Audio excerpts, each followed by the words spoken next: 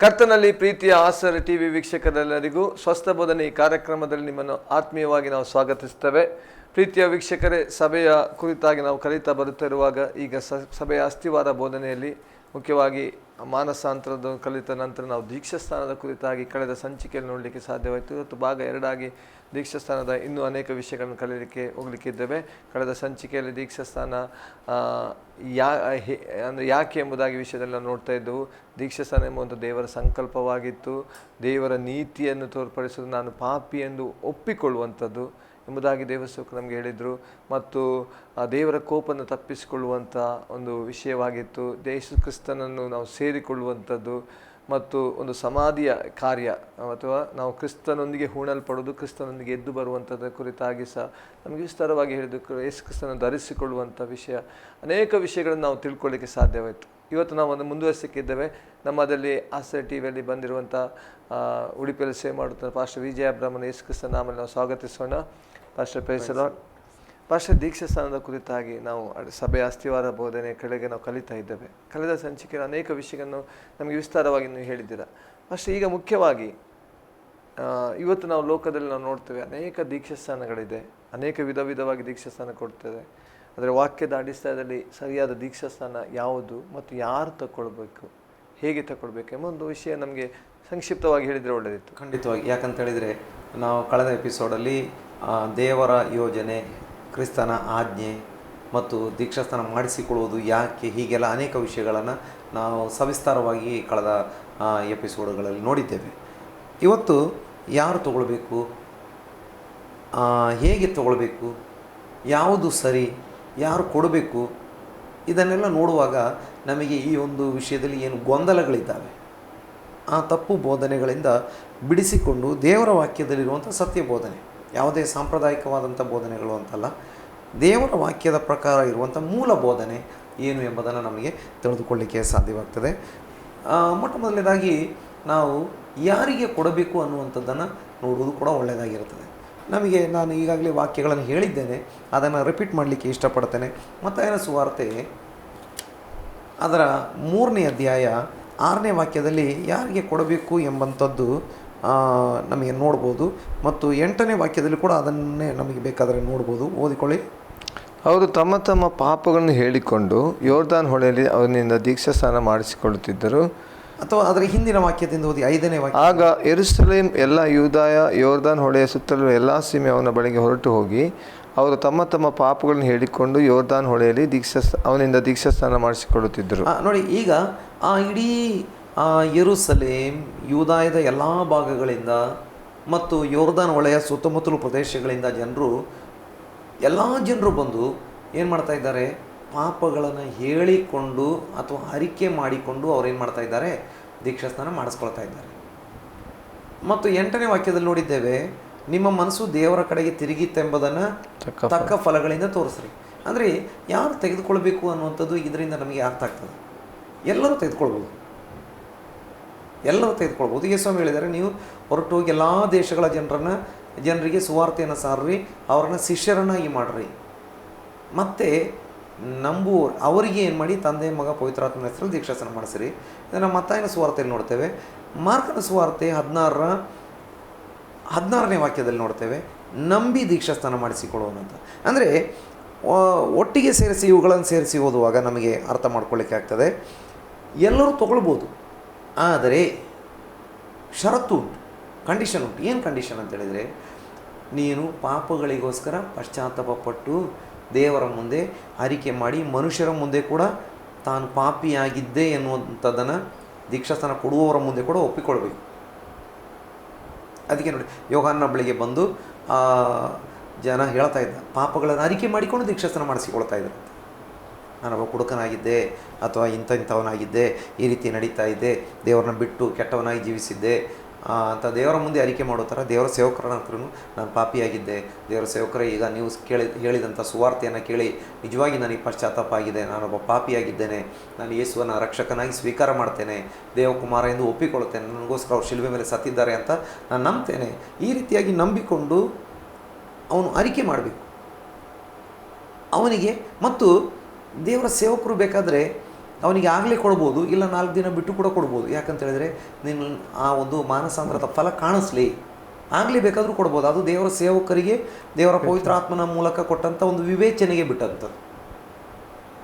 ಈಗ ಆ ವ್ಯಕ್ತಿ ಆಗಲೇ ಬೇಕಂತ ಹೇಳುವಾಗ ಆಗಲೇ ಬೇಕಾದರೆ ದೇವರ ಸೇವಕರು ಕೊಡ್ಬೋದು. ನಾನು ಈಗಲೇ ಸುವಾರ್ತೆ ಕೇಳಿದ್ದು, ಈಗಲೇ ನಂಬಿದ್ದೇನೆ, ಒಪ್ಪಿಸಿಕೊಟ್ಟಿದ್ದೇನೆ ದೇವರಿಗೆ. ಅದು ಆತನ ಜೀವನದಲ್ಲಿ ನಿಜವಾದಂಥ ಒಂದು ಮಾನಸಾಂತರ ಪರಿವರ್ತನೆ ಆಗಿದೆ, ಇವರು ನಂಬಿಕೆಯಲ್ಲಿ ನೆಲೆಗೊಂಡಿರ್ತಾರೆ ಅಂತ ಒಂದು ತಿಳುವಳಿಕೆ ಅಥವಾ ಅದರ ಬಗ್ಗೆ ಒಂದು ಭರವಸೆ ಆ ದೇವರ ಸೇವಕರಿಗೆ ಬಂದರೆ ಆಗಲೇ ಕೊಡ್ಬೋದು. ಆ್ಯಕ್ಚುಲಿ ನಾನು ತಗೊಂಡು ಅವತ್ತೇ ದಿವಸ ದೀಕ್ಷೆ ಅದು ನಿಜವಾದ ಮೂಲ ಬೋಧನೆ.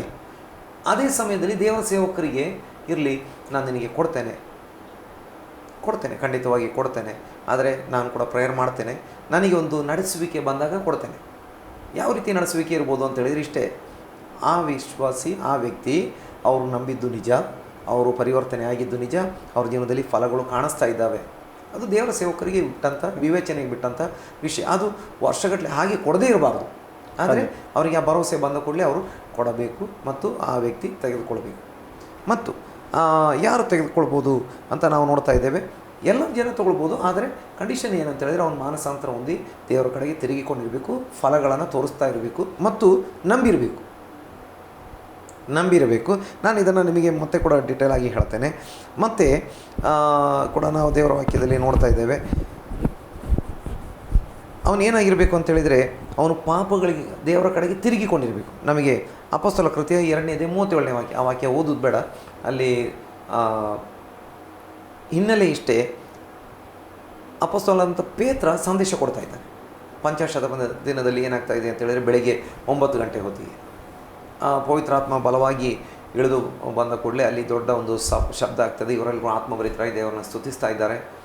ಆದರೆ ಆ ಒಂದು ದೊಡ್ಡ ಶಬ್ದ ಗಲಾಟೆ ಎಲ್ಲ ನೋಡಿಕೊಂಡು ಜನ ಓಡಿ ಒಂದು ಗುಂಪು ಕೂಡ್ತಾರೆ. ಗುಂಪು ಕೂಡಿದಾಗ ಇಲ್ಲಿ ಇವರು ಪವಿತ್ರಾತ್ಮ ಭರಿತರಾಗಿ ನುಡಿತಾ ಇದ್ದಾರೆ, ದೇವರ ಕಾರ್ಯಗಳನ್ನು ವರ್ಣಿಸ್ತಾ ಇದ್ದಾರೆ. ಆಗ ಜನ ತಮ್ಮ ತಮ್ಮ ಭಾಷೆಯಲ್ಲಿ ಕೇಳಿದರು ಅಂತ ದೇವರ ವಾಕ್ಯ ಹೇಳ್ತದೆ. ಏನೇ ಇರಲಿ, ಕೆಲವೊಬ್ರು ಅಂದರು ಇವರು ಕುಡಿದು ಟೈಟ್ ಆಗಿದ್ದಾರೆ, ಇನ್ನು ಕೆಲವೊಬ್ರು ಅಂದರು ಕುಡಿದು ಮತ್ತರಾಗಿರುವಂಥವ್ರು ದೇವರ ಕಾರ್ಯ ಹೇಳೋದು ಹೇಗೆ ಇರಲಿ. ಇದನ್ನು ಕೇಳಿದಂಥ ಪೇತ್ರ 11 ಜನರೊಂದಿಗೆ ಎದ್ದು ನಿಂತುಕೊಂಡು ಒಂದು ಒಳ್ಳೆಯ ಸಂದೇಶವನ್ನು ಕೊಡ್ತಾನೆ. ಇದು ನೀವು ನಂಬಿದ ಹಾಗೆ ತಿಳ್ಕೊಂಡ ಹಾಗೆ ಅಲ್ಲ, ಇದು ಪವಿತ್ರಾತ್ಮನ ಅಭಿಷೇಕ, ಯೋವೇಲನ ಪ್ರವಾದನೆಯಲ್ಲಿ ಬರೆದಿತ್ತು. ಅದು ಹೇಗೆ ಸಿಗ್ತದೆ ಅಂತ ಹೇಳಿದರೆ, ನಾವು ಯೇಸುವಿನ ಶಿಷ್ಯರು, ಆ ಯೇಸು ಸ್ವಾಮಿಯನ್ನೇ ದೇವರು ಕ್ರಿಸ್ತನನ್ನಾಗಿ, ತಂದೆಯ ದೇವರು ಕ್ರಿಸ್ತನನ್ನಾಗಿ ಈ ಲೋಕಕ್ಕೆ ಕಳಿಸಿದ್ದು, ಅಥವಾ ಆತನೇ ಕ್ರಿಸ್ತನು. ಆತ ಈ ಲೋಕಕ್ಕೆ ಬಂದರೆ ನೀವು ಆತನನ್ನು ಗುರುತು ಹಿಡಿಯಲಿಲ್ಲ, ನೀವು ಆತನನ್ನು ಶಿಲುಬೆಗೆ ಹೊಡೆದ್ರಿ. ಪಿಲಾತ ಬಿಡಿಸಬೇಕಂತಿದ್ದರೂ ಕೂಡ ನೀವು ಒಪ್ಪಲಿಲ್ಲ, ಶಿಲುಬೆಗೆ ಹೊಡೆದ್ರಿ. ಆದರೆ ತಂದೆಯ ದೇವರು ಆತನನ್ನು 3ನೇ ದಿನ ಎಬ್ಬಿಸಿದರು. ನಾವು ಸಾಕ್ಷಿಗಳು, ನಾವು ನಂಬಿದ್ದೇವೆ. ಹೀಗೆ ಕ್ರಿಸ್ತನು ನಮಗೆ ಆ ವಾಗ್ದಾನವಾದ ಪವಿತ್ರಾತ್ಮವನ್ನು ಈಗ ಕಳಿಸಿಕೊಟ್ಟಿದ್ದಾನೆ. ಅದೇ ಇದು ನಿಮಗೆ ಕಳಿಸಿದಂಥ ಕ್ರಿಸ್ತನನ್ನು ನೀವು ಸ್ವೀಕಾರ ಮಾಡಲಿಲ್ಲ, ಇಷ್ಟೇ ಅದರ ಒಂದು ತಾತ್ಪರ್ಯ. ಅದನ್ನು ಕೇಳಿ ಅವರ ಹೃದಯದಲ್ಲಿ ಅಲಗು ನೆಟ್ಟಂತಾಗಿ, ಸಹೋದರರೇ ನಾವೇನು ಮಾಡಬೇಕು ಅಂತ ಕೇಳ್ತಾರೆ. ಪಶ್ಚಾತ್ತಾಪ ಆಯಿತು. ಆಗ 38ನೇ ವಾಕ್ಯದಲ್ಲಿ ಪೇತ್ರ ಹೇಳ್ತಾನೆ, ಹಾಗಾದರೆ ನೀವು ನಿಮ್ಮಲ್ಲಿ ಪ್ರತಿಯೊಬ್ಬನು ದೇವರ ಕಡೆಗೆ ತಿರುಗಿಕೊಂಡು ಯೇಸು ಕ್ರಿಸ್ತನ ಹೆಸರಲ್ಲಿ ದೀಕ್ಷಾಸ್ನಾನ ಮಾಡಿಸಿಕೊಳ್ಳಬೇಕು, ಆಗ ಅವರಿಗೆ ಪವಿತ್ರಾತ್ಮ ದಾನವಾಗುವುದು. ಅಂದರೆ ಪಶ್ಚಾತ್ತಾಪಪಟ್ಟು ದೇವರ ಕಡೆಗೆ ತಿರುಗಿಕೊಂಡವರು ದೀಕ್ಷಾಸ್ನಾನ ಮಾಡಿಸಿಕೊಳ್ಬೇಕು. ಯಾರು ಮಾಡಿಸಿಕೊಳ್ಬೇಕು ಅನ್ನುವಂಥ ವಿಷಯ ಇಷ್ಟೇ. ಒಂದು, ಪಾಪಗಳನ್ನು ಪಶ್ಚಾತ್ತಾಪಪಟ್ಟು ದೇವರ ಕಡೆಗೆ ತಿರುಗಿಕೊಂಡಿರಬೇಕು. ಪಾಪಗಳಿಗೋಸ್ಕರ ಅವರು ಪಶ್ಚಾತ್ತಾಪಪಟ್ಟು ಪಾಪಗಳನ್ನು ಅರಿಕೆ ಮಾಡುವಂಥ ವ್ಯಕ್ತಿಯಾಗಿರಬೇಕು ದೇವರ ಮುಂದೆ, ಮತ್ತು ಯಾರಿಗೆ ದೀಕ್ಷಾಸ್ನಾನ ಕೊಡ್ತಾರೆ ಹಾಗೆ ಅವರು ನಂಬಿದವರಾಗಿರಬೇಕು. ತಾನು ಪಾಪಿ, ದೇವರು ಪರಿಶುದ್ಧನು, ಯೇಸು ಕ್ರಿಸ್ತನೇ ನನ್ನ ರಕ್ಷಕನು ಅಂತ ಅವರು ಹೃದಯಪೂರ್ವಕವಾಗಿ ನಂಬಿದ ವ್ಯಕ್ತಿಯಾಗಿರಬೇಕು. ಅಂಥ ವ್ಯಕ್ತಿಗಳಿಗೆ ದೀಕ್ಷಾಸ್ನಾನ ಹೊಂದ್ಕೊಳ್ಳಿಕ್ಕೆ ಆಗ್ತದೆ. ಹಾಗೆ ನೀವು ಕೇಳಿದ ಪ್ರಶ್ನೆಯಲ್ಲಿ ಇನ್ನೊಂದು ಒಳ ಪ್ರಶ್ನೆ ಕೂಡ ಉಂಟು. ಈ ಕಾಲದಲ್ಲಿ ಅನೇಕ ರೀತಿ ದೀಕ್ಷಾಸ್ನಾನ ನೋಡ್ತೇವೆ. ಅದರಲ್ಲಿ ಮುಖ್ಯವಾಗಿ ಒಂದು ಸಿಂಪಡಿಸಿ ಕೊಡುವಂಥ ದೀಕ್ಷಾಸ್ನಾನ ಮತ್ತು ಮಕ್ಕಳಿಗೆ ಕೊಡುವ ದೀಕ್ಷಾಸ್ನಾನ. ಈಗ ನೋಡಿ, ಇಲ್ಲಿ ವಾಕ್ಯ ಹೇಳ್ತದೆ, ಚಿಕ್ಕ ಮಕ್ಕಳಿಗೆ ಪಾಪಗಳನ್ನು ಅರಿಕೆ ಮಾಡಲಿಕ್ಕೆ ಆಗೋದಿಲ್ಲ. ಯೇಸು ಹೇಳಿದರೆ, ಚಿಕ್ಕ ಮಕ್ಕಳನ್ನು ನನ್ನ ಬಳಿಗೆ ಬರಲಿಕ್ಕೆ ಬಿಡಿರಿ, ಪರಲೋಕ ರಾಜ್ಯವಿಂತವ್ರದ್ದೇ. ಚಿಕ್ಕ ಮಕ್ಕಳಿಗೆ ಪಾಪ ಮಾತಾಡಲಿಕ್ಕೆ ಬರುವುದಿಲ್ಲ. ಅವರಿಗೆ ಪಾಪ ಅರಿಕೆ ಮಾಡಲಿಕ್ಕೆ ಹೋಗಿ ಅಪ್ಪ ಅಮ್ಮ ಅಂತ ಹೇಳಲಿಕ್ಕೆ ಕೂಡ ತೀರಾ ಚಿಕ್ಕ ಮಗುವಿಗೆ ಸಾಧ್ಯವಿಲ್ಲ. ಅಪ್ಪ ಅಮ್ಮ ಅಂತ ಹೇಳಲಿಕ್ಕೆ ಕೂಡ ಆಗದಂಥ ಚಿಕ್ಕ ಮಗುವಿಗೆ ಸಿಂಪಡಿಸಿ ದೀಕ್ಷಾ ಸ್ನಾನವನ್ನು ಕೊಡುವಂಥದ್ದನ್ನು ನಾವು ನೋಡ್ತೇವೆ ನಮ್ಮ ಸುತ್ತಮುತ್ತಲು ತುಂಬ ವ್ಯಕ್ತಿಗಳು. ಹಾಗಿರುವಾಗ ದೇವರ ವಾಕ್ಯ ಹೇಳ್ತದೆ, ಪಾಪಗಳನ್ನು ಅರಿಕೆ ಮಾಡಿಕೊಂಡು ದೀಕ್ಷಾಸ್ನಾನ ಮಾಡಿಸಿಕೊಳ್ಳಬೇಕು.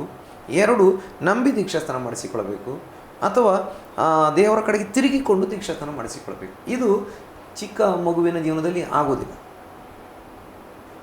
ಹಾಗಿರೋದ್ರಿಂದ ಚಿಕ್ಕ ಮಗುವಿನ ಜೀವನದಲ್ಲಿ ಕೊಡುವಂಥ ದೀಕ್ಷಾಸ್ನಾನ ಅದು ದೇವರ ವಾಕ್ಯದಲ್ಲಿ ಇರುವಂಥ ದೀಕ್ಷಾಸ್ನಾನ ಅಲ್ಲ. ಇನ್ನು ಕೂಡ ಮುಂದೆ ಕೆಲವೊಂದು ಉದಾಹರಣೆಗಳನ್ನು ನಾನು ನಿಮಗೆ ಕೊಡ್ತೇನೆ.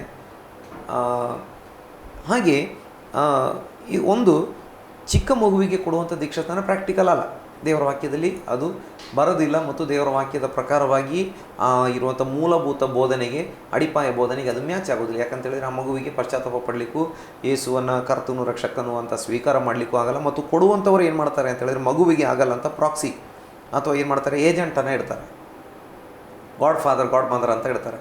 ಅವರು ಮಗುವಿಗೆ ಮಾತಾಡಲಿಕ್ಕೆ ಬರಲ್ಲ ಅಂತ ಅವ್ರು ಮಾತಾಡ್ತಾರೆ, ಮಗುವಿನ ಬದಲಿಗೆ ಅವರು ಸ್ವೀಕಾರ ಮಾಡ್ತಾರಂತೆ.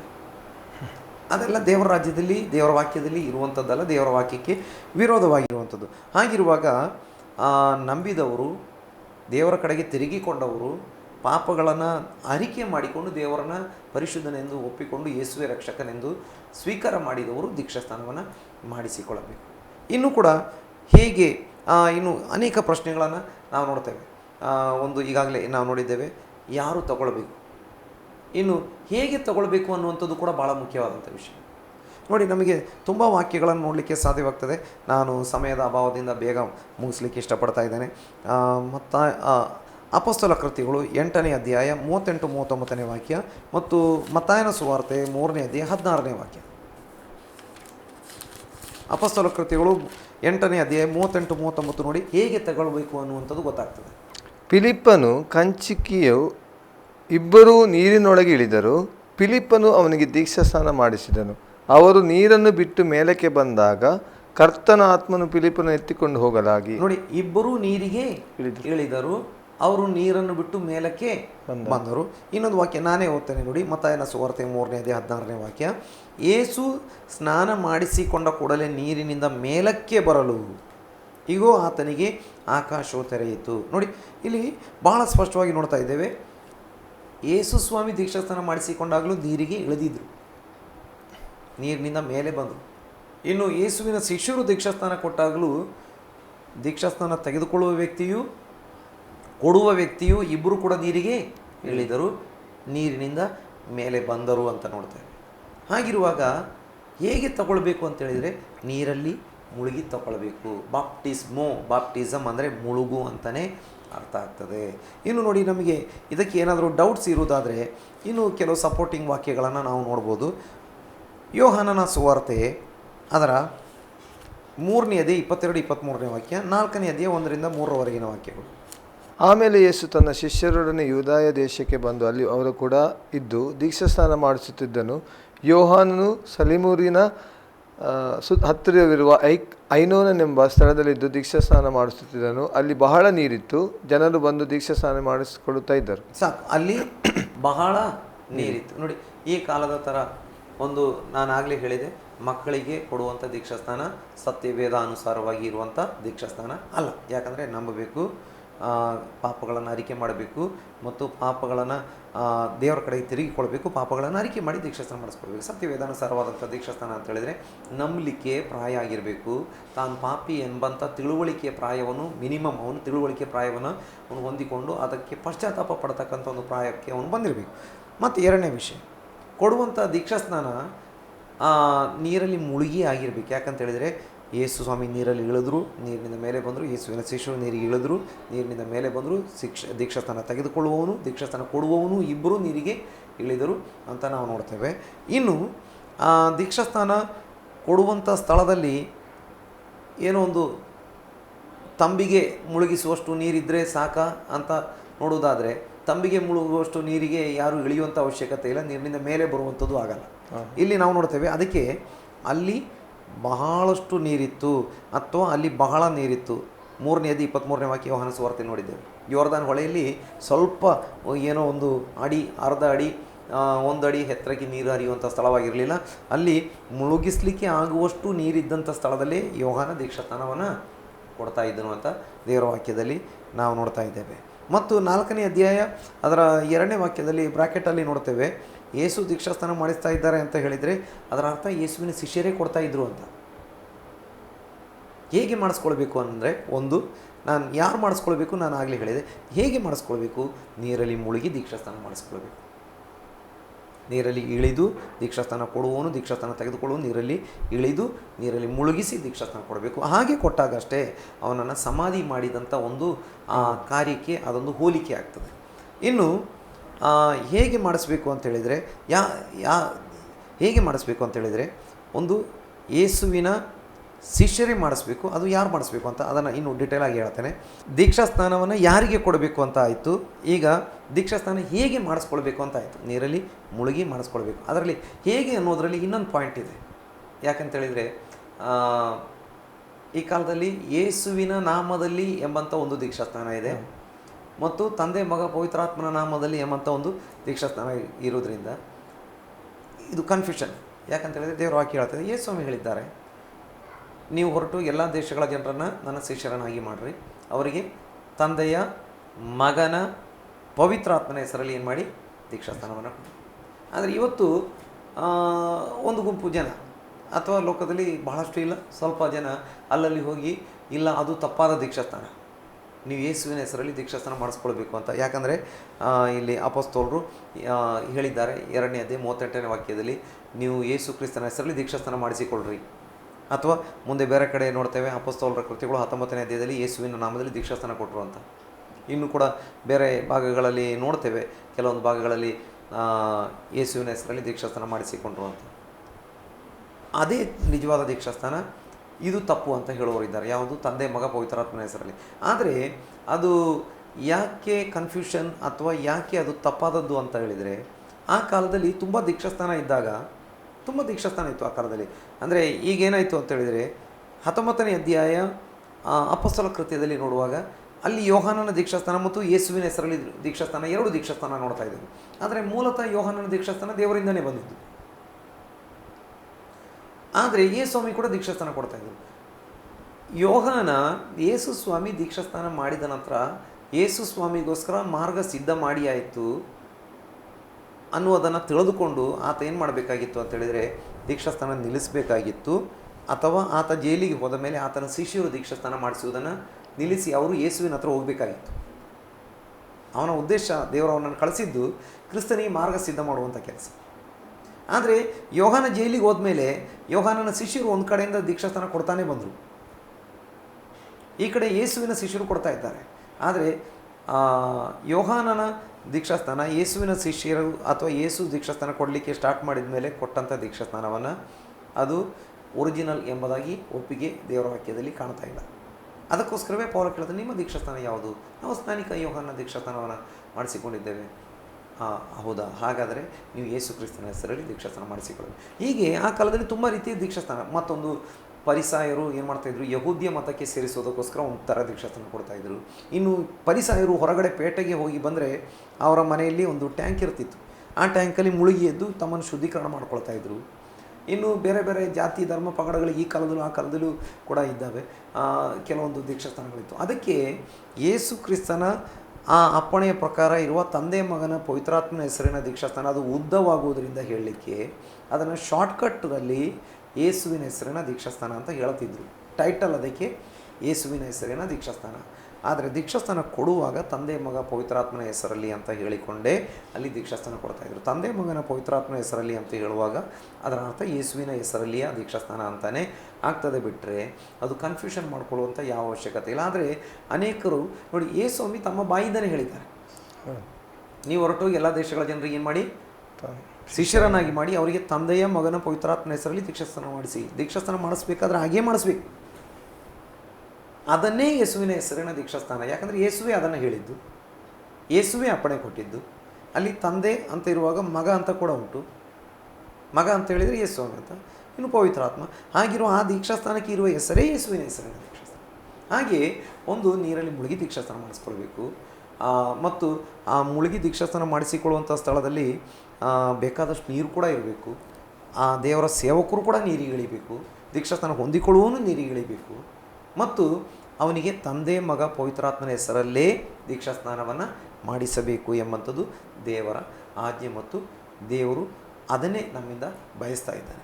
ಅಲ್ಲದೆ ನಾವು ಯಾವುದೋ ತಪ್ಪು ಬೋಧನೆಗಳನ್ನು ಕೇಳಿ, ತಿರುಚಿದ ಬೋಧನೆಗಳನ್ನು ಕೇಳಿ ನಾವು ದಾರಿ ತಪ್ಪಿ ತಪ್ಪಾದ ಬೋಧನೆಗಳನ್ನು ಸ್ವೀಕರಿಸಿ ಹೋಗಿದ್ದರೆ ಕೂಡ ನಾವು ಅದನ್ನು ಬಿಟ್ಕೊಂಡು ಏನು ಮಾಡಬೇಕು, ದೇವರ ಕಡೆ ತಿರುಗಿ ಬರಬೇಕು. ನೋಡಿ, ಅದಕ್ಕೆ ಒಂದು ಉದಾಹರಣೆ ನಾನು ವಿವರಿಸಲಿಕ್ಕೆ ಹೋಗಲ್ಲ, ಜಸ್ಟ್ ಒಂದು ಮಾತಲ್ಲಿ ಮುಗಿಸ್ತೇನೆ. ಅದೇ ಅಪೊಸ್ತಲರ ಕೃತ್ಯ 19ನೇ ಅಧ್ಯಾಯದಲ್ಲಿ ಅವರು ತಪ್ಪು ದೀಕ್ಷಾಸ್ನಾನ ಮಾಡಿಸ್ಕೊಂಡಿದ್ರು. ಯಾಕಂತ ಹೇಳಿದರೆ ಆ ದೀಕ್ಷಾಸ್ನಾನದ ಸಮಯ ಆಗಿ ಹೋಗ್ಬಿಟ್ಟಿತ್ತು. ಮಾನಸಂತ ಈಗ ಅವರಿಗೆ ಪೌಲ ತಿರುಗಿ ಮಾಡಿಸ್ತಾ ಇದ್ದಾನೆ. ಯಾರಾದರೂ ತಪ್ಪಾದಂಥ ಒಂದು ದೀಕ್ಷಾಸ್ನಾನ ಮಾಡಿಸಿಕೊಂಡಿದ್ದರೆ ಅದು ಸ್ಪ್ರಿಂಕ್ಲಿಂಗ್ ಆಗಿದ್ದಿರ್ಬೋದು, ಅಥವಾ ಯೇಸುವಿನ ನಾಮದಲ್ಲಿ ಎಂಬಂಥ ಹೆಸರಲ್ಲಿ ಯೇಸು ಸ್ವಾಮಿ ಹೇಳಿದ ವಾಕ್ಯಕ್ಕೆ ವಿರುದ್ಧವಾದಂಥ ರೀತಿಯಲ್ಲಿ ದೀಕ್ಷಾಸ್ನಾನ ಮಾಡಿಸಿಕೊಂಡಿದ್ದರೆ ಖಂಡಿತವಾಗಿ ಆ ವ್ಯಕ್ತಿ ತಿರುಗಿ ದೀಕ್ಷಾಸ್ನಾನವನ್ನು ಮಾಡಿಸಿಕೊಳ್ಬೇಕು. ನೋಡಿ, ಯಾರು ದೀಕ್ಷಾಸ್ನಾನ ಮಾಡಿಸ್ಕೊಳ್ಬೇಕು, ಹೇಗೆ ದೀಕ್ಷಾಸ್ನಾನ ಮಾಡಿಸಿಕೊಳ್ಬೇಕು ಎಂಬತ್ತದನ್ನು ಈಗಾಗಲೇ ನಾವು ನೋಡಿದ್ದೇವೆ. ಇನ್ನು ಇಡೀ ಬೈಬಲ್ದಲ್ಲಿ ದೀಕ್ಷಾಸ್ನಾನದ ಬಗ್ಗೆ ಹೊಸ ಒಡಂಬಡಿಕೆಯಲ್ಲಿ ಮಾತ್ರ ಉಂಟಾ ಅಂತ ಕೇಳಿದರೆ, ಹೊಸ ಒಡಂಬಡಿಕೆಯಲ್ಲಿ ಮಾತ್ರ ಅಲ್ಲ, ಹಳೆ ಒಡಂಬಡಿಕೆಯಲ್ಲಿ ಕೂಡ ನಮಗೆ 3 ಕಡೆ ನಮಗೆ ಅರ್ಥಗಳನ್ನು ನೋಡ್ಬೋದು. 2 ಕಡೆ ಎತ್ತಿ ಹೇಳಿದ್ದುಂಟು, ಒಂದು ಕಡೆ ಹೇಳದಿದ್ದರೂ ನಮಗೆ ಕಂಡುಕೊಳ್ಳಿಕ್ಕೆ ಸಾಧ್ಯವಾಗ್ತದೆ. ನೋಡಿ, ದೇವರು ಮೊದಲನೇ ದಿನದಲ್ಲಿ ದೇವರು ಬೆಳಕಾಗಲಿ ಅಂತ ಹೇಳಿದರು. ಆಗ ಅದಕ್ಕಿಂತ ಮೊದಲನೇ 2 ವಾಕ್ಯ ಅಥವಾ ಆದಿಕಾಂಡ 1ನೇ ಅಧ್ಯಾಯ 1, 2ನೇ ವಾಕ್ಯದಲ್ಲಿ ಆದಿಯಲ್ಲಿ ದೇವರು ಆಕಾಶವನ್ನು ಭೂಮಿಯನ್ನು ಸೃಷ್ಟಿ ಮಾಡಿದನು, ಮತ್ತು ಆ ಭೂಮಿ ಏನಾಗಿತ್ತು ಅಂತ ಹೇಳಿದರೆ ಬರಿದಾಗಿಯೂ ಕ್ರಮವಿಲ್ಲದೆಯೂ ಇತ್ತು. ಮತ್ತು ಅಲ್ಲಿ ವಾಕ್ಯ ನೋಡ್ತೇವೆ, ನೋಡಿ ತುಂಬ ಚೆನ್ನಾಗಿ ಅಲ್ಲಿ 1-2 ಅಂಶಗಳನ್ನು ನೋಡಲಿಕ್ಕೆ ಸಾಧ್ಯವಾಗ್ತದೆ. ಭೂಮಿಯು ಕ್ರಮವಿಲ್ಲದೆಯೂ ಬರಿದಾಗಿಯೂ ಇತ್ತು, ಆದಿಸಾಗರದ ಮೇಲೆ ಕತ್ತಲಿತ್ತು, ದೇವರಾತ್ಮ ಜಲ ಸಮೂಹಗಳ ಮೇಲೆ ಚಲಿಸುತ್ತಿತ್ತು. ಆ ಭೂಮಿ ಏನಾಗಿತ್ತು ಅಂತ ಹೇಳಿದರೆ ಕ್ರಮವಿಲ್ಲದೆಯೂ ಬರಿದಾಗಿಯೂ ಇತ್ತು, ಆದಿಸಾಗರದ ಮೇಲೆ ಕತ್ತಲಿತ್ತು, ಜಲ ಸಮೂಹಗಳ ಮೇಲೆ ದೇವರಾತ್ಮನು ಚಲಿಸುತ್ತಿತ್ತು. ಆಗ ದೇವರು ಬೆಳಕಾಗಲಿ ಅನ್ನೋದು ಬೆಳಕಾಯಿತು. ಈಗ ನೋಡಿ, ಆ ಭೂಮಿಗೆ ಕೂಡ ಆ ನೀರಿನಿಂದ ದೇವರು ಹೊರಗೆ ತಂದು ಹೊಸ ಒಂದು ಲೈಫನ್ನು ಕೊಡ್ತಾ ಇದ್ದಾರೆ. ಅಲ್ಲಿ ನೋಡ್ತೇವೆ, ಒಂದು ಆ ಭೂಮಿ ಏನಾಗಿತ್ತು ಅಂತ ಹೇಳಿದರೆ, ಮೂಲ ಭೂಮಿ ದೇವರು ಸೃಷ್ಟಿ ಮಾಡಿದ್ದು ಬರಿದಾಗಿ ಇರಲಿಕ್ಕೆ, ಕ್ರಮವಿಲ್ಲದೆ ಇರಲಿಕ್ಕೆ ಮಾಡಿದ್ದಲ್ಲ. ಅದು ದೇವರು ಮನುಷ್ಯನ ನಿವಾಸಕ್ಕಾಗಿ, ದೇವರ ಉದ್ದೇಶಗಳು ನೆರವೇರುವುದಕ್ಕಾಗಿ ಭಾಳ ಸುಂದರವಾಗಿ ಮಾಡಿದ್ದು. ಆದರೆ ಅದಕ್ಕೆ ಬೇರೆ ಹಿನ್ನೆಲೆಗಳಿದ್ದಾವೆ, ನಾನು ಹಿಂದೆ ಅನೇಕ ಎಪಿಸೋಡ್ಗಳಲ್ಲಿ ಅದನ್ನು ವಿವರಿಸಿದ್ದೇನೆ. ಆದರೆ ಅದು ಕ್ರಮವಿಲ್ಲದೆ ಬರಿದಾಗಿತ್ತು, ಕತ್ತಲೆ ತುಂಬಿತ್ತು. ಆದರೆ ದೇವರಾತ್ಮ ಇನ್ನೂ ಅದರ ಮೇಲೆ ಕಾರ್ಯ ಮಾಡ್ತಿದ್ದನು. ಹಾಗಿರುವಾಗ ದೇವರು ಒಂದಿನ ಬೆಳಕಾಗಲಿ ಎಂದು ಹೇಳಿ ಆ ಭೂಮಿಯನ್ನು ಏನು ಮಾಡ್ತಾ ಇದ್ದಾರೆ, ನಿಧಾನವಾಗಿ ಆ ನೀರಿನಿಂದ ಮೇಲೆ ಎತ್ತುತ್ತಾ ಇದ್ದಾರೆ, ಒಂದು ನವ ಜೀವನ ಕೊಡ್ತಾ ಇದ್ದಾರೆ. ಹಾಗೆ ದೀಕ್ಷಾಸ್ನಾನ ಅಂತ ಹೇಳಿದರೆ ಹೊಸ ಒಡಂಬಡಿಕೆಯಲ್ಲಿ ಕತ್ತಲೆ ತುಂಬಿದ, ಕ್ರಮವಿಲ್ಲದಂಥ, ಬರಿದಾಗಿ ಹೋಗಿದ್ದಂಥ ಒಂದು ಜೀವಿತವನ್ನು ಬೆಳಕಿಗೆ ತಂದು ಕ್ರಿಸ್ತನ ಬೆಳಕಿನಲ್ಲಿ ನಮ್ಮನ್ನು ಹೊಸ ವ್ಯಕ್ತಿಯಾಗಿ ನಡೆಸುವಂಥದ್ದೇ ದೀಕ್ಷಾಸ್ನಾನ ಎಂಬುದಾಗಿ. ಇನ್ನು 2ನೇ ಒಂದು ದೀಕ್ಷಾಸ್ನಾನದ ಬಗ್ಗೆ ನಾವು ನೋಡುವಾಗ ನಮಗೆ ನೋಡಲಿಕ್ಕೆ ಸಾಧ್ಯವಾಗ್ತದೆ. 1 ಪೇತ್ರ 3ನೇ ಅಧ್ಯಾಯ 20ನೇ ವಾಕ್ಯದಲ್ಲಿ ಅದು ನೋಹನ ಕಾಲದ ಜಲಪ್ರಳಯ, 8 ಜನ ನೀರಿನ ಮೂಲಕ ರಕ್ಷಣೆ ಹೊಂದಿದ್ರು ಅಂತ. ಅದನ್ನು ಪೇತ್ರ ಸ್ಪಷ್ಟವಾಗಿ ಹೇಳ್ತಾ ಇದ್ದಾನೆ. ಆ ಒಂದು ಜಲಪ್ರಳಯ ಕೂಡ ಬರಬೇಕಾಗಿದ್ದ ಕಾಲದಲ್ಲಿ ಆಗಬೇಕಾಗಿರುವಂಥ ದೀಕ್ಷಾಸ್ನಾನದ ಒಂದು ಛಾಯೆ ಆಗಿತ್ತು ಅಂತ. ಇನ್ನು 3ನೇದಾಗಿ ಹೇಳಬೇಕು ಅಂತ ಹೇಳಿದರೆ, 1 ಕೊರಿಂಥ್ಯ 10ನೇ ಅಧ್ಯಾಯ 2ನೇ ವಾಕ್ಯದಲ್ಲಿ ಇಸ್ರಾಯೇಲ್ ಜನರು ಕೆಂಪು ಸಮುದ್ರ ದಾಟಿದರು. ಅದು ಕೂಡ ಏನಾಗಿದೆ ಅಂತ ಹೇಳಿದರೆ, ಅವರು ಮೇಘದಲ್ಲಿಯೂ ಸಮುದ್ರದಲ್ಲಿಯೂ ಮೋಶೆ ಶಿಷ್ಯರಾಗೋದಕ್ಕೋಸ್ಕರ ಅವರು ಮೇಘದಲ್ಲಿ ಸಮುದ್ರದಲ್ಲಿ ದೀಕ್ಷಾಸ್ನಾನ ಮಾಡಿಸಿಕೊಂಡ್ರು ಅಂತ. ನೋಡಿ, ಆ 2 ಬದಿಗೆ ಸಮುದ್ರವನ್ನು ವಿಭಜಿಸಿದ್ದಾರೆ. ಈಗ ಸಮುದ್ರದ ತಳದಲ್ಲಿ ನಡ್ಕೊಂಡು ಹೋಗ್ತಾ ಇದ್ದಾರೆ, ಒಣಭೂಮಿಯಾಗಿದೆ. ಈಗ ಅದು ದೀಕ್ಷಾಸ್ನಾನಕ್ಕೆ ಒಂದು ಹೋಲಿಕೆಯಾಗಿ, ದೃಷ್ಟಾಂತವಾಗಿ ಹಳೆ ಒಡಂಬಡಿಕೆಯಲ್ಲಿ ನಾವು ನೋಡುವವರಾಗಿದ್ದೇವೆ. ಹಾಗಿರುವಾಗ ಹಳೆ ಒಡಂಬಡಿಕೆಯಲ್ಲಿ ಕೂಡ ಮೊದಲ ಪ್ರಾರಂಭವೇ ದೀಕ್ಷಾಸ್ನಾನದ ಒಂದು ಅನುಭವವನ್ನು ನಮಗೆ ತೋರಿಸಿಕೊಡ್ತಾ ಉಂಟು. 2ನೇದಾಗಿ ಜಲಪ್ರಳಯ ಕೂಡ, 3ನೇದಾಗಿ ಕೆಂಪು ಸಮುದ್ರ ದಾಟಿದ್ದು ಕೂಡ. ಇನ್ನೂ ಬೇಕಾದರೆ ನಮಗೆ ಕೆಲವೊಂದು ಅಂಶಗಳು ನಮಗೆ ಸಿಗ್ತವೆ. ಒಂದು ಯೋರ್ದಾನ್ ಹೊಳೆಯನ್ನು ಇಸ್ರಾಯೇಲ್ ಜನ ದಾಟಿದ್ದು, ವಾಗ್ದಾನದ ಭೂಮಿಗೆ ಪ್ರವೇಶ ಮಾಡಬೇಕು ಅಂತ ಹೇಳಿದರೆ ಯೋರ್ದಾನನ್ನು ಅವರು ದಾಟಬೇಕಾಗಿತ್ತು. ಇನ್ನೊಂದು ಕೂಡ ನೋಡ್ತೇವೆ, ಸಿರಿಯಾ ದೇಶದವನಾಗಿದ್ದಂಥ ನಾಮಾನ ಎಂಬಂಥ ಕುಷ್ಠರೋಗಿ, ಅವನ ಕುಷ್ಠರೋಗ ಹೋಗಿ ಅವನಿಗೆ ಹೊಸ ಜೀವನ ಸಿಗಬೇಕು ಅಂತ ಹೇಳಿದರೆ, ಅಥವಾ ಪಾಪದಿಂದ ಬಿಡುಗಡೆಯಾಗಿ ಹೊಸ ಜೀವನ ಸಿಗಬೇಕು ಅಂತ ಹೇಳಿದರೆ ಅವನು ಯೋರ್ದಾನಲ್ಲಿ ಮುಳುಗಬೇಕಾಗಿತ್ತು. ಹೀಗೆ ಹಳೆ ಒಡಂಬಡಿಕೆಯಲ್ಲಿ ಕೂಡ ದೀಕ್ಷಾಸ್ನಾನದ ವಿಷಯಗಳು ತುಂಬ ಉಂಟು. ಅದೆಲ್ಲ ಮಾರ್ಮಿಕವಾಗಿ ಅಥವಾ ಹೊಸ ಒಡಂಬಡಿಕೆಯಲ್ಲಿ ಆಗಬೇಕಾಗಿರೋ ಕಾರ್ಯಗಳ ಒಂದು ದೃಷ್ಟಾಂತವಾಗಿ ಛಾಯೆ ರೂಪದಲ್ಲಿ ಬರೆಯಲ್ಪಟ್ಟಿದ್ದವು. ಹೀಗಿರುವುದರಿಂದ ಕೊನೆಯದಾಗಿ ನಾನು ಮುಗಿಸ್ಲಿಕ್ಕೆ ಇಷ್ಟಪಡ್ತಾ ಇದ್ದೇನೆ. ಒಂದೇ ಮಾತಲ್ಲಿ ದೀಕ್ಷಾಸ್ನಾನ ಯಾರು ಮಾಡಿಸಿಕೊಳ್ಳುವ ಅವಶ್ಯಕತೆ ಇಲ್ಲ ಅನ್ನುವಂಥದ್ದು. ಶಿಲುಬೆ ಮೇಲೆ ಬಿದ್ದಿದ್ದರೆ ದೀಕ್ಷಾಸ್ನಾನ ಮಾಡಿಸಿಕೊಳ್ಳುವಂಥ ಅವಶ್ಯಕತೆ ಇಲ್ಲ. ಕೆಲವರು ಕೇಳ್ತಾರೆ, ಶಿಲುಬೆ ಮೇಲೆ ಬಿದ್ದಂಥ ದುಷ್ಕರ್ಮ ದೀಕ್ಷಾಸ್ನಾನ ಮಾಡಿಸಿಕೊಳ್ಳಿಲ್ವಲ್ಲ ಅಂತ. ಹಾಗಾದರೆ ಯಾರು ಮಾಡಿಸಿಕೊಳ್ಳೋದು ಬೇಡ? ದೇವರ ಕೇಳ್ತಿ ಎಲ್ಲರೂ ಮಾಡಿಸ್ಕೊಳ್ಬೇಕು. ಯಾರು ಮಾಡಿಸಿಕೊಳ್ಳೋದು ಬೇಡ? ಯೇಸು ಕ್ರಿಸ್ತನ ಜೊತೆಗೆ ಅಥವಾ ಎಡಗಡೆ ಅಥವಾ ಬಲಗಡೆ ಎಲ್ಲಾದರೂ ಒಂದು ಕಡೆಗೆ ಕ್ರಿಸ್ತನೊಂದಿಗೆ ಶಿಲುಬೆಗೆ ಹಾಕಲ್ಪಟ್ಟು ಆ ಕ್ರಿಸ್ತನನ್ನೇ ನಂಬಿ ಇದ್ದರೆ ಆ ವ್ಯಕ್ತಿ ದೀಕ್ಷಾಸ್ನಾನ ಮಾಡಿಸಿಕೊಳ್ಳೋದು ಬೇಡ. ಅಂಥ ಒಂದು ಭಾಗ್ಯ ಸಿಕ್ಕಿದ್ದು ಒಬ್ಬನಿಗೆ. ಇಬ್ಬರು ಆಚೆ ಈಚೆ ಶಿಲುಬೆಗೆ ಹಾಕಲ್ಪಟ್ಟಿದ್ರು. ಒಬ್ಬ ನಂಬಿದ, ಒಬ್ಬ ನಂಬಲಿಲ್ಲ. ಎಡದಲ್ಲಿದ್ದವನೋ ಬಲದಲ್ಲಿದ್ದವನೋ ಗೊತ್ತಿಲ್ಲ. ಒಬ್ಬ ವ್ಯಕ್ತಿ ಯೇಸುಸ್ವಾಮಿಯ ಸಂಗಡ ಶಿಲುಬೆಗೆ ಹಾಕಿಸಲ್ಪಟ್ಟಿದ್ದ. ಅವನು ಅಲ್ಲಿದ್ದುಕೊಂಡು ನಂಬಿದ. ಅವನು ದೀಕ್ಷಾಸ್ನಾನ ಮಾಡಿಸಿಕೊಳ್ಳುವಂಥ ಅವಶ್ಯಕತೆ ಬರಲಿಲ್ಲ. ಉಳಿದವರೆಲ್ಲ ಕಂಪಲ್ಸರಿಯಾಗಿ ಮಾಡಿಸಿಕೊಳ್ಳೇಬೇಕು. ಮತ್ತು ಕೊನೆಯ ಒಂದು ವಾಕ್ಯ ಓದಿಕೊಳ್ಳಿ. ಅಪೊಸ್ತಲ ಕೃತ್ಯಗಳು 22ನೇ ಅಧ್ಯಾಯ ಅದರ 16ನೇ ವಾಕ್ಯವನ್ನು ಓದಿಕೊಳ್ಳೋಣ. ಈಗ ನೀನೇಕೆ ಸಾವಕಾಶ ಮಾಡುತ್ತಿ?